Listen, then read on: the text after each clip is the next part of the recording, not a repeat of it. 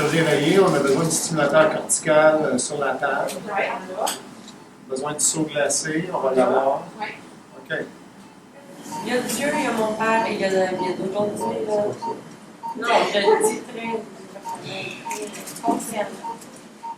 On va passer pas mal de temps ensemble sur le positionnement. OK? Ça a l'air fou, là, mais tu vas être couché dans la même position pendant plusieurs heures.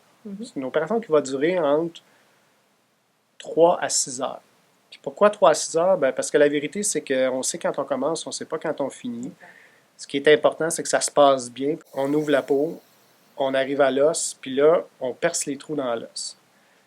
Percer les trous dans l'os, ça fait pas mal. Il n'y a pas de fibre sensitive dans l'os. Ce que le patient sent, par contre, c'est de la vibration. La tête vibre pas mal. Puis après ça, on découpe notre fenêtre osseuse. Puis c'est à mesure qu'on va se déplacer vers l'avant que là, ça va devenir important d'avoir ta collaboration parce qu'on va avoir besoin de faire de la stimulation. Puis quand on va stimuler, la stimulation, c'est comme un genre d'instrument où on va appliquer un courant électrique sur ton cortex cérébral. Il n'y a évidemment aucun inconfort associé à ça. Des fois, les patients font un petit saut parce que tu vas sentir ta jambe bouger. Tu vas peut-être sentir ton bras bouger aussi. C'est normal, c'est ça qu'on veut. En fait, cette opération-là, là, ce qui est important, c'est qu'il y ait un dialogue entre deux personnes, une conversation entre toi, moi, l'anesthésiste, puis Julie, l'ergothérapeute qui va être là. Mon attitude, c'est d'essayer de ne tolérer aucun déficit. Donc, s'il reste de la lésion un peu, c'est correct. C'est des lésions qui, typiquement, croissent lentement. On retournera dans 5-10 ans au besoin.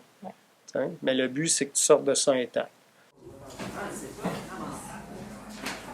Ça a vraiment bien été. On avait une bonne patiente. Elle était super collaboratrice. Quand on a ouvert, au lieu d'identifier le cortex moteur, on était sur le cortex sensitif primaire, ce qui pour nous était très, très bon.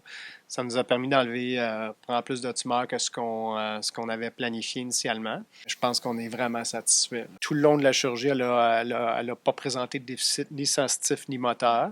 Puis ça revient à ce qu'on disait hier, à l'incroyable capacité du cerveau de faire de la plasticité puis de refaire des connexions à distance. Parce qu'à regarder anatomiquement la localisation de cette lésion-là, c'est pas ce qu'on aurait prédit.